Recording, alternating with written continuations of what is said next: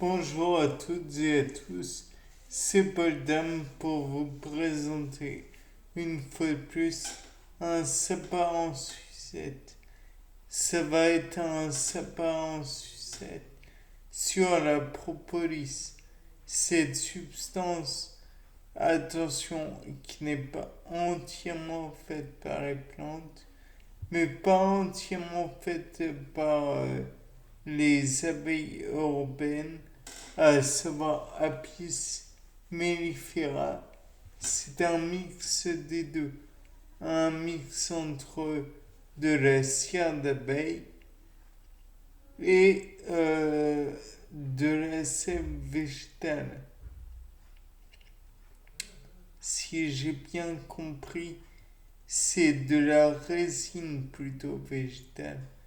Et comme c'est de la résine végétale, et que cela doit servir en partie de mortier et de mortier qui a une vertu quand même anti-infectieuse, donc qui permet d'assainir la ruche.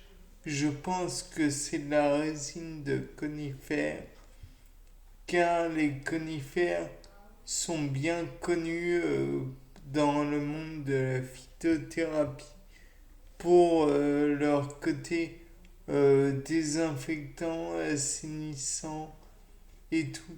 La preuve, puisque la térébenthine, l'essence de térébenthine, moult fois clamée comme une bonne chose, est issue d'un conifère, à savoir le térébinthe. Donc, le fait est que c'est un mélange entre les deux, entre la sève de l'arbre et la cire d'abeille, et cela a une vertu donc de mortier, donc ça permet de boucher les interstices éventuels qu'il y a dans les, comment dire, les parois des ruches, mais en plus, comme ça a une vertu anti-infectieuse, ça permet de recouvrir des êtres qui seraient éventuellement morts dans les ruches et qui sont volumineux pour empêcher leur décomposition. Car je vous rappelle que certains, enfin je vous le rappelle pas, je vous le dis directement, certains peuvent être des souris, des rats, des mulots, enfin bref, des individus qui peuvent colporter naturellement des maladies et qui peuvent être source donc d'infection. Les abeilles soldats vont chercher à tuer ces envahisseurs, mais il est possible qu'ils arrivent à rentrer dans les ruches. Donc, pour limiter les dégâts de la décomposition de ceux-ci quand ils ont été tués, les abeilles vont recouvrir les cadavres de ces rongeurs avec de la propolis.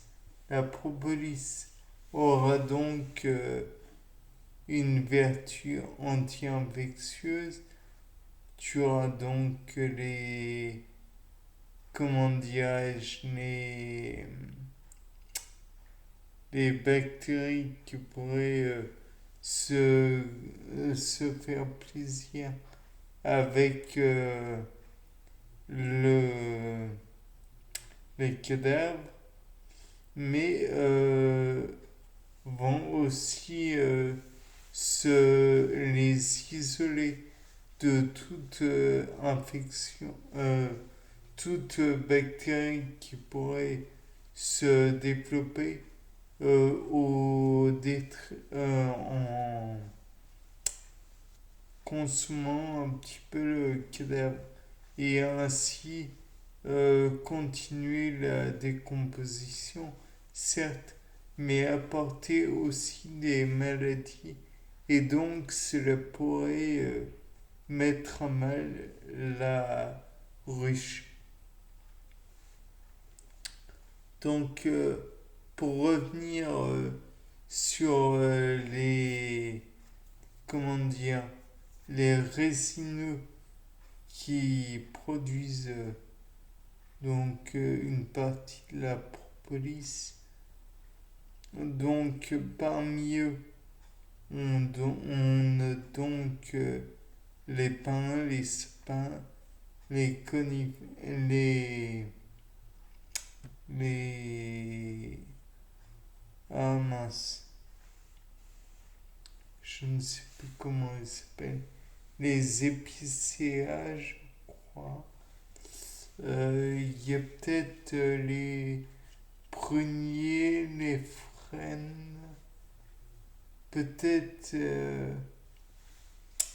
je sais plus comment ils s'appellent. On en avait parlé aussi pour les champignons amadouviers. Je crois que j'en suis sûr en fait. Les marronniers d'Inde.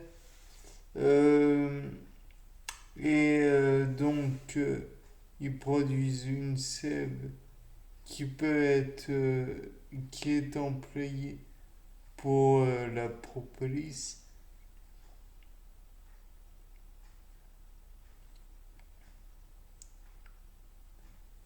Euh, Qu'est-ce que je peux dire de plus?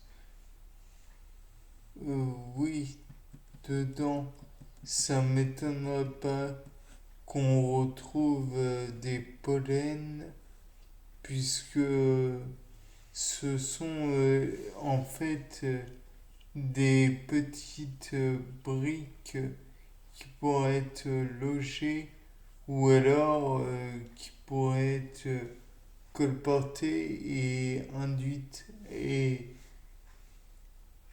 mélangées avec le reste par l'abeille bien involontairement. D'ailleurs, euh, je pense que il n'y a pas que ça, quoi. Parce que dans tout ce que colporte l'abeille, je tiens à rappeler qu'il y a un petit peu de